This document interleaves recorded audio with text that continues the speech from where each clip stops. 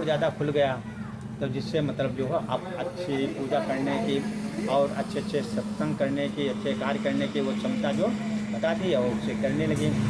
तो ये बराबर मतलब कर रहे थे। कुछ समय के पश्चात जब उसका पति आया तब में वो राज करने लगा। अच्छा, तब वो वही देखा, हाँ, हाँ, जब वो बनिया को मारना चाहा तो हाँ। बनिया वो घर से निकल गया। अच्छा, अच्छा।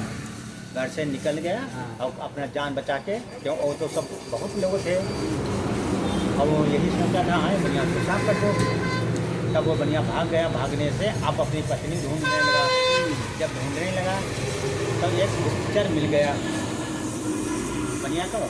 उसने बताया कि ठीक है, आपकी पत्नी जो है उस मंदिर में है और सुरक्षा पूर्वक रह रही है, भगवान के की पूजा पाठ करती है, विश्राम करती है। अब बनिया वहाँ गया तो आदमी को वर्जित वहाँ जहाँ पहुँचने की वही नहीं थी। तो वहाँ गए, अपने परिचय बताया, नहीं ठीक है ये परिचय हैं, तो पूरी शकल हुलिया बताया कि इस प्रकार के हैं, इस प्रकार के। तो ये पूरी हुलिया बताया, हुलिया के आधार पर उनको बताया, कहीं हाँ ठीक है इस प्रकार के हैं, यहाँ मतलब ऐसा है, यहाँ पर हमारी चिन्ह रहा है मासा या कोई मतलब मासा या कोई चोट या कोई होना लगती उनके। बताया हाँ ऐसा था। तो कहीं ठीक हो, हमारे पति ही हैं। तो वहाँ यह बताने के आधार पर वहाँ तो गए। तो जब गए तो पूछा कि आप कौन हैं आपके, तो उसने बताया, पूरा परिचय दिया कि ये हमारे पति हैं, यमन का नाम ये है। और उस कन्या से पूछा था जब दोनों पता एक ही निकले, कहीं ठीक है आप ले जाने की अधिकारी हैं, लेकिन आपकी वहाँ सुरक्षा नहीं है। तो बनिया ने कहा ठीक है, अब तो हम लोग मिल गए हैं, तो सबसे पहले सुरक्षा अपनी जो है पुलिस से कराएंगे।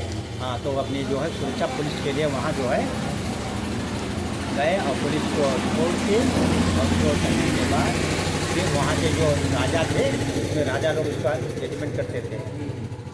तो वहाँ से जो गए, वहाँ राजा को बताया, फिर सूचना दिए। सूचना देने पर राजा ने अपने मंत्रियों को भेजा मंदिर के पास, मंदिर में, और मंदिर को वहाँ गए। मंदिर में जाकर उसकी पत्नी को लाया और पूरी बात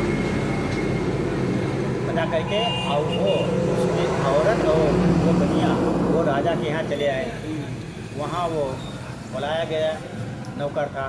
तो नौकर से पूछा आप जब उनके अंदर में औरत कर गए थे वो क्या हुई? क्या भाई? हाँ, तो अब वो मतलब बताया वहाँ गई थी, वहाँ पता ही नहीं चला। झूठ बोलते हैं। हाँ, कहा ठीक है, लेकिन आपको पता नहीं है कहाँ गई।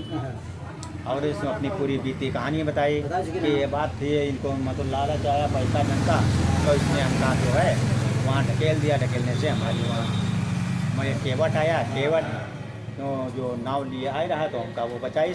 अब राजा ने कहा ठीक है केवट बुलाया जाए। अब तब का जजमेंट अभी का जजमेंट अंतर रहा। तब वहाँ पे केवट बुलाया गया, केवट आया। तो केवट से पूछें क्या क्या बात, तो बताई नहीं ये बात रहा है। तो ये आ रहे थे नंदी में उतराने, तो हम इसको अपने घर ले गए। वहाँ जो है ले गए, वहाँ हमारे बच्चे सब इनका देखभाल किए, इससे बच गई हैं। और प्रभु भोलेनाथ जो है उनकी रक्षा कर रहे थे। भाई जिसकी रक्षा ईश्वर करेंगे, जिसको राकेश साइयाँ मार सके ना कोई। अब भोलेनाथ बहुत हर जगह हैं, लेकिन वो तो कहानी तो वो चली भी करी है, लेकिन होना तब मतलब भोलेनाथ वहाँ तो रक्षा कर रहे। तो बनिया जो है वहाँ राजा को बताया ऐसा सा हुआ, बात एक ही ठहरी, ठीक है। अब वो नौकर जो थे उनको बुलाया गया, वो भी वहीं रोक लिए गए। रोकने के बाद अब बनिया अलग है, एक गुप्त में यहाँ चल रहे और नौकर इलाजा चल रहा है। फिर उसने बनिया के बाद वहाँ जो एक राहगीर जो सरदार जा रहा था उससे मालूम किया, तो हाँ कहाँ वहाँ औरत थे तो रो रही थी, तो उसको हम लेकर यहाँ मंदिर में छोड़ दिया। किस कहाँ बताया किस मंदिर, कहीं उस मंदिर को। तो उस मंदिर में जब बात सही ठहरी फिर राजा वहीं लिए भेजे थे। तो वहाँ मंदिर में पूछा भाई यहाँ कहाँ से आई, कैसे आई, तो बताइए वो जो सरदार रहा है तो मतलब वो बताए दे रहा है यहाँ। और कहीं ना इनकी सुरक्षा मतलब वहाँ रखेंगे तो हम कहीं पर जाएंगे, वहाँ सुरक्षा नहीं होगी, एक कलंक हम लोगों पर लगेगा। तो इसलिए मंदिर में जो है एक यहाँ ज्ञान भी बढ़ेगा, तपस्या भी होगी, ईश्वर के का बुद्धि भी बढ़ेगी और खाली टाइम अपना ईश्वर में लगाएंगे। तो इसलिए हम यहाँ कर दिए थे। तो वो उन्होंने देखा ये बात बिल्कुल सत्य निकली।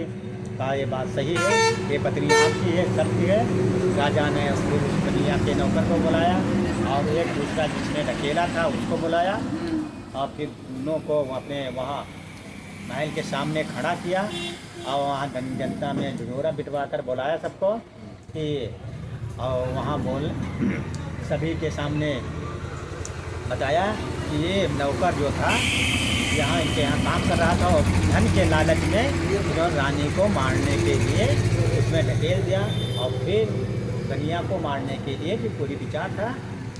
इसलिए इन्होंने बनिया यहाँ आए, जब देखा कि हमारे प्राण को यहाँ संकट है तो इसलिए चला गया। तो ये देखकर राजा ने को बड़ा क्रोध आया। उस क्रोध में मतलब अपना सहन ना कर सके तो कहा इन दोनों को सूली पर चढ़ा दो या देख कर जनता के सामने उनका दोनों को सूली पर चढ़ाकर मृत्युदंड दिया। तो यह किसी को कोई मारता है उसको मारने के लिए उसी वही मरता है जो दूसरे को मारता है। तो इसी प्रकार से हम लोगों से मालूम होता है कि आप किसी के लिए गड्ढा खोदते हैं, कोई खोदता तो वह उसी में गिरता है। ये कथा जो है इसी पर आधारित थी और माता पार्वती और भोलेनाथ उनकी पूरी रक्षा के जो ईश्वर जो जिसके साथ होता है उसका बाल बांका कोई नहीं कर सकता, केवल वो अपना भ्रम मिटाता है। इस कथा में इसलिए यही हमें ज्ञान मिलता है। संकट मिले आएंगे लेकिन संकट चले जाएंगे, लेकिन कुछ बाल बांका नहीं कर पाएंगे और विजय हमेशा सत्य की होगी। और जो पापी था वो पापी जो है आखिरी में दोनों को मृत्युदंड मिला। ये कथा यहीं पर संपन्न करते। ओम जय दिव्य शक्ति धाम की जय। ओम जय दिव्य शक्ति धाम की जय।